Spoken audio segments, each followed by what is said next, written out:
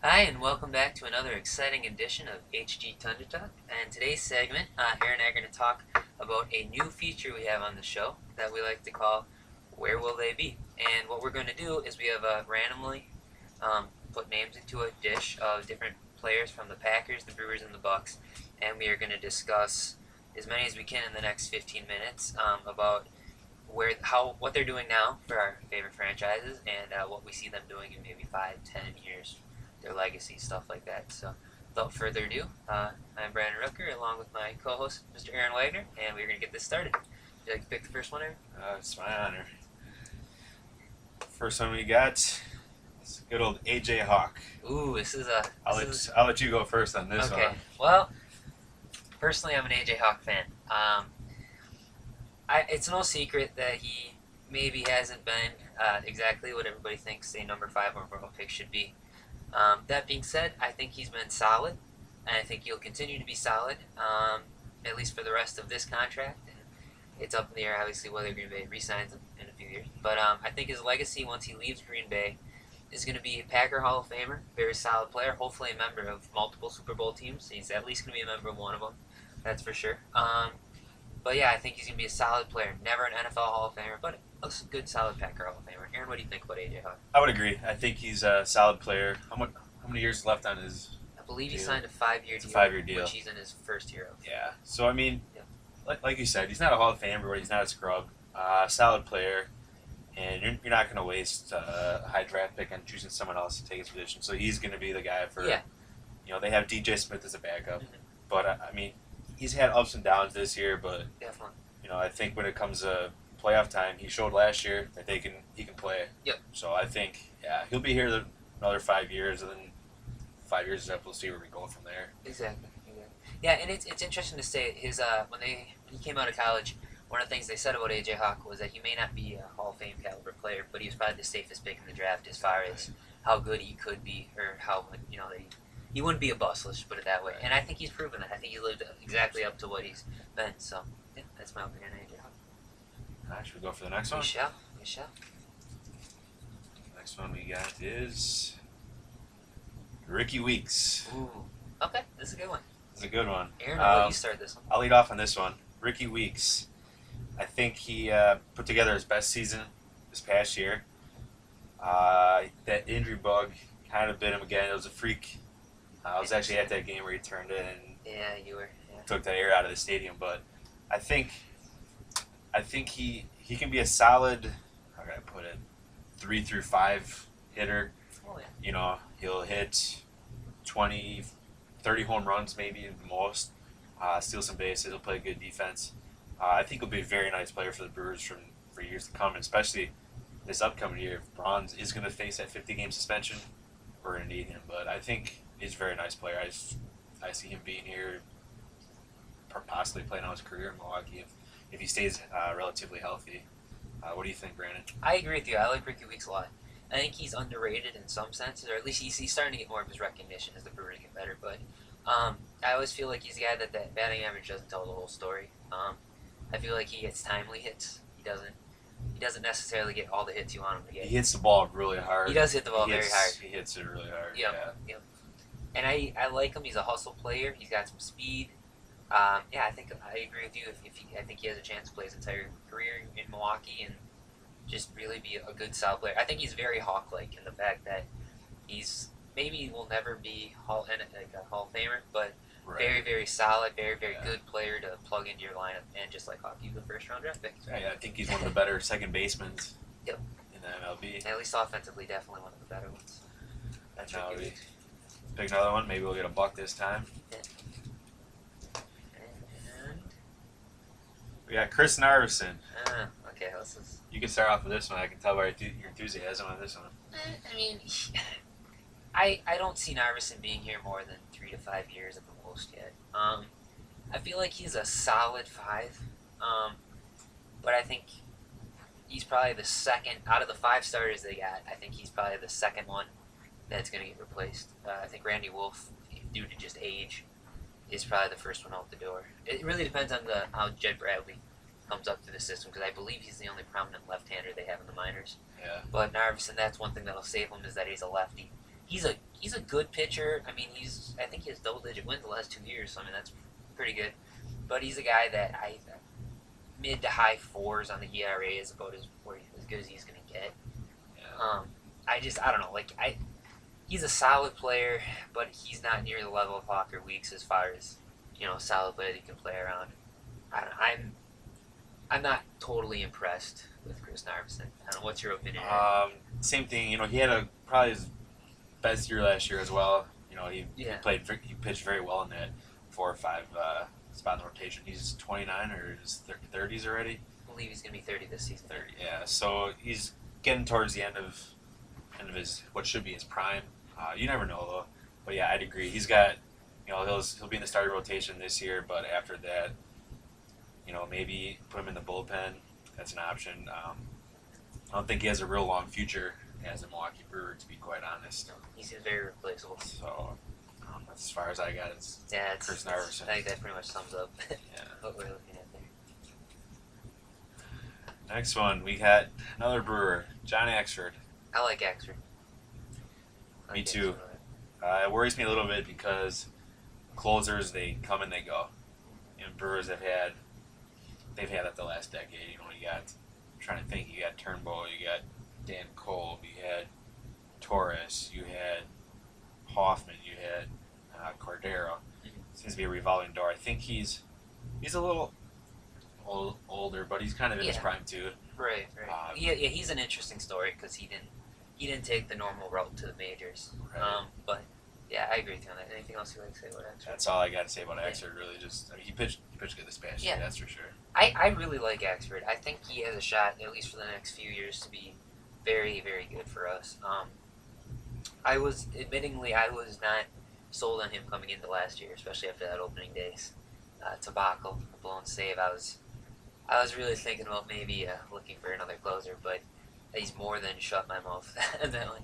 And actually, he's one of my favorite Brewers, I have to admit. He's a very, very good player. I think in the next few years he'll be very good, and he's still got a few years left on his arbitration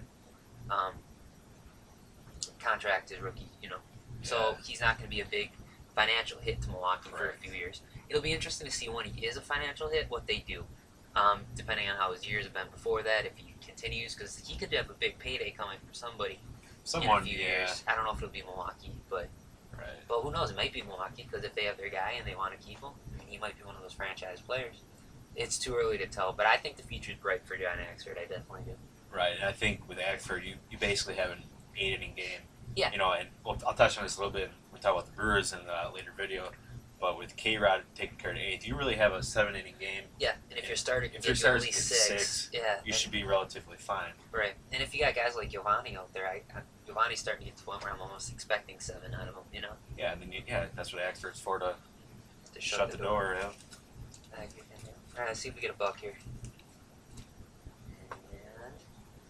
No. The one and only, my future brother-in-law. No, I'm just kidding. Aaron Rodgers. I had to give my sister a little shout out there, but what do you think about Rodgers? I think he has potential to be the greatest quarterback that's ever played the game. And that's saying something because there have been some darn good ones. But you look at it and just what he can do, he's the closest thing to perfection as you're going to find. He doesn't make mistakes very often. He makes a lot of great plays. He seems to be able to make all the great plays. He can run the football. He can pass the football. He can avoid sacks for the most part, or at least stay healthy from them. I don't know. I think he's honestly going to be the best quarterback of all time. And that's a little biased because I'm a Packers fan, but he's going to be in that discussion. Yeah, definitely. I'd agree. If he wins, another Super Bowl or two, I think the one thing that Rodgers has going for him is Ted Thompson has surrounded him with tons of talent. Oh yeah. I mean, I'm not even gonna get into this Tim Tebow debate, but you compare the weapons that Tebow has compared to Rodgers. Yeah. Tebow would probably rather take Rodgers, our 3rd and 4th tight end, or 3rd and 4th wide receiver. James Jones out there, and you'd probably rather have like DJ Williams or Ryan Taylor at tight end, someone. Right. I think that has Rodgers. That helps him a lot too, but I'd agree. I mean, that shouldn't hurt him either. He's fantastic. Main thing is he doesn't throw interceptions.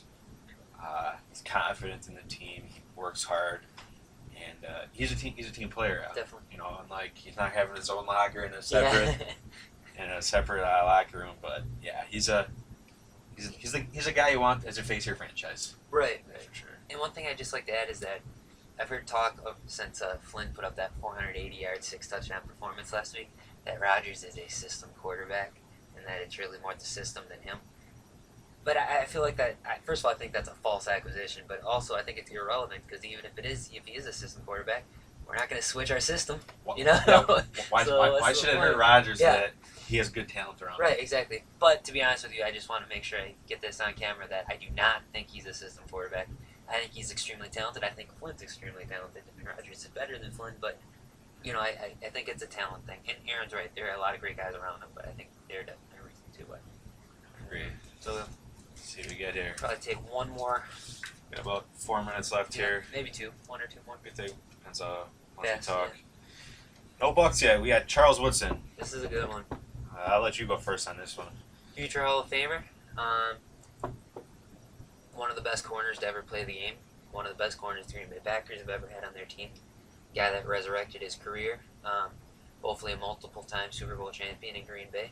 Probably nearing the end of his career, but I think in a few years when he retires, he'll be known as one of the best players to ever play a Packers uniform. In my opinion, I, in some ways, compare him to Reggie White. Not obviously on a position level, but Right. what he did for this team, to me, is very similar to what Reggie White did when he came over in free agency from Philly in the early 90s. So that's just my opinion. Aaron, what do you think about I think same thing. I don't know how many years he has left, but he continues to play at a high level. He's the voice, the face of that defense, along with Clay. He's very important. He's very important what Capers does with his different schemes. He's so versatile. That's the one thing I'm a little worried about when he does finally retire. I don't know if we'll be able to find a player like a Charles Woodson. I mean, the only one that I possibly think of is Tyrann Mathieu from LSU, but he's not going to come out for at least another year. Right. But it's hard to find those players who can do all those things he does. So they might have to change their scheme a little bit more to get another shutdown corner Like him. Yeah. It's going to be interesting to see him. I don't think it'll be for a couple. I think he's got another three very good years left. I agree with you. And then I think it depends, too, if he could switch to a safety spot, if he'd want to. There's a lot of factors out there, but I agree with you. Yeah. Try one more here. One more guy. Got about 2 minutes left on the clock here. Try to talk faster, and we got A buck. We have. Sam Shields. Okay, another Packer. This is an interesting one. I think it's a hard one. Aaron, do you want to start this one? Yeah, I'll just make it pretty brief. He played really good last year. It's hard to say this year. He's played his performance has taken a little bit of dip. I think losing Nick Collins hurts because I think he covered up a lot of mistakes. But I think Sam Shields is young. He's only been playing corner for 3 years now. Actually, I think it's his second year because I think he was no, he was a corner. He was a corner senior year in college, but Yeah, so third year. so he's still got a lot of. He's got Tremont Williams. He developed really good. So I think he's a pretty good future. What about you? Yeah, I think Shields is going to be a solid player. I think at the very least he'll be a 3 in Green Bay for a while. It is interesting to see whether he's going to take the Tremont route because Tremont came in as a 3, or actually as a 4, and then moved up to a 3, and then had a chance as a 2. And now he's arguably kind of a co-1. I personally would say at this point he's a better cover guy than Woodson, but Woodson does a lot of the other stuff a lot better. So Woodson's still your 1. To me, Williams is your 2. But I think Shields has that potential. I really do. I think he's a good player. It really just keep working hard, see how it goes. I'm very encouraged with what he's going to do in his future. He'll be a good corner. I don't know if he'll necessarily be a 1 anytime soon, but I agree. he'll be a good corner. So. I think that should wrap it I up. think that's all the time we have for today, but we'll keep this going. We'll do it again sometime, but hopefully the viewer, have learned something from our insight. You can agree or disagree or whatever. If you got the anything, discussion going. if you got anything to say, just leave some comments underneath, and Yeah. maybe we'll Answer it up. answer back and get a little debate going. But Yeah. until next time, Adios. see ya.